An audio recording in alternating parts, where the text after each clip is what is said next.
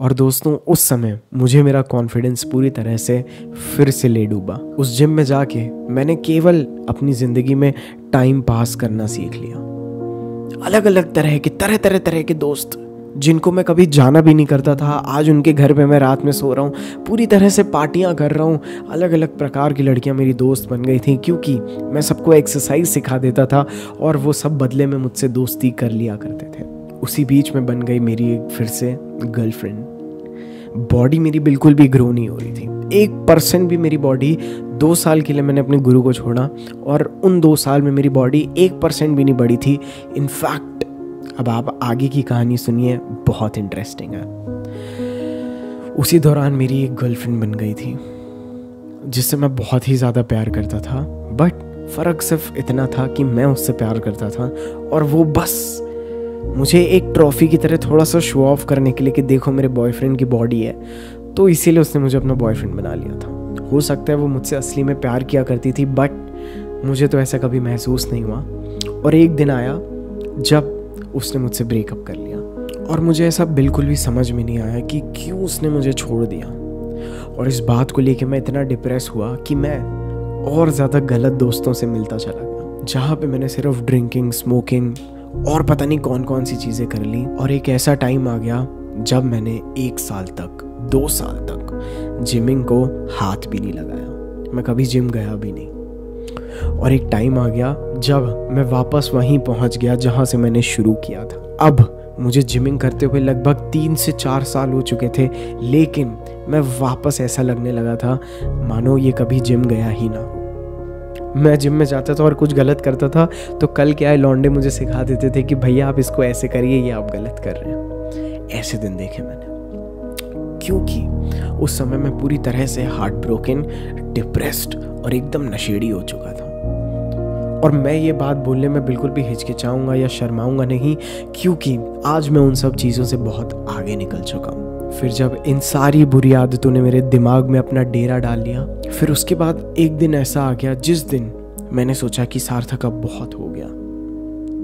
मैं वापस अपने पुराने जिम में गया, बिल्कुल सर झुका के।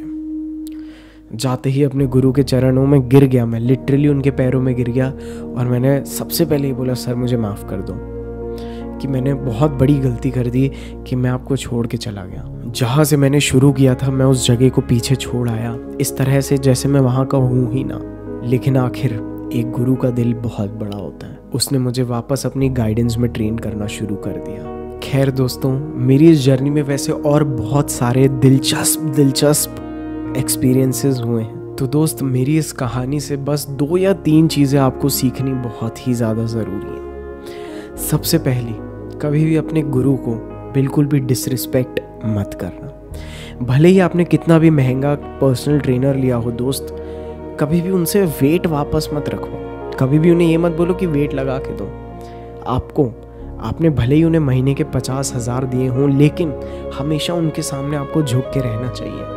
मैंने कई सारे लोगों को देखा है, वो जिम्स में आते हैं और अपने ट्रेनर से कंप्लेन करने लगते हैं कि तेरी वजह से मेरा ट्रांसफॉर्मेशन नहीं हुआ, तूने पैसे ले लिए लेकिन तूने कुछ करवाया नहीं। क्योंकि कई सारे केसेस में ट्रेनर्स अपने स्टूडेंट्स को बोलते हैं कि यार तुम ये कंट्रोल करो, ये मत खाओ, ये मत पियो, जिस वजह से वो लोग बोलते हैं अरे सर ये तो नहीं हो पाएगा, कुछ और बताओ।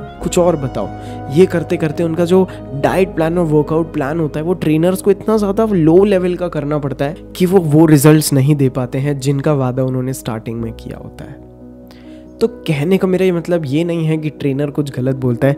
कहने का मेरा मतलब ये है कि जो भी आपका गुरु बोले हमेशा अपनी आंखों पे पट्टी बांध के उसको फॉलो करो, क्योंकि आपके माँ बाप के अलावा केवल आपका ट्रेनर, आपका टीचर, आपका गुरु एक ऐसा इंसान होता है जो आपकी ज़िंदगी में केवल आपकी सक्सेस चाहता है। तीसरी और आखिरी चीज़ जो आपको इस कहानी से ज़रूर सीखनी चाहिए वो ये है कि दोस्त, भले ही कैसी भी सिचुएशन हो जाए, जिमिंग को कभी भी मत छोड़ना। चाहे दुनिया इधर से उधर क्यों ना हो जाए, लेकिन आपका जो रूटीन है, आपका जो डिसिप्लिन है, उसको आप कभी भी सैक्रिफाइस मत करो। स्पेशली पार्टीज़ वगैरह के लिए तो कभी भी मत छोड़ना, क्योंकि जिन दोस्तों के साथ, जिन लड़कियों के साथ आप घूमते हैं, एक दिन वो भगवान ना करे बट एक दिन वो आपको ज़रूर छोड़ जाते हैं।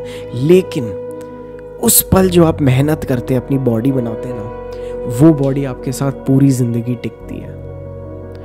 तो दोस्त हमेशा एक बहुत वाइजली डिसीजन लेना कि जिम ज़्यादा ज़रूरी है कि पार्टी। तो दोस्तों वैसे तो ये बस एक फेज़ था मेरी ट्रांसफॉर्मेशन का। उसके बाद मेरी लाइफ में एक बहुत बड़ा एपिसोड हुआ था जिसके बारे में मैं आपको कभी किसी और कहानी में बताऊंगा। माना कि मेरी स्टोरी थोड़ी सी ज़्यादा लंबी हो गई, बट आज मेरी विल पावर इस तरह की है कि मैंने पिछले 15-20 दिन से ना ही शुगर खाई है ना ही कार्ब्स खाए हैं। मैं बिल्कुल स्ट्रिक्ट डाइट पे हूँ और चीट करने का मेरा कभी भी मन नहीं होता है। So I will see you all in my next another video. I love you bro, bye.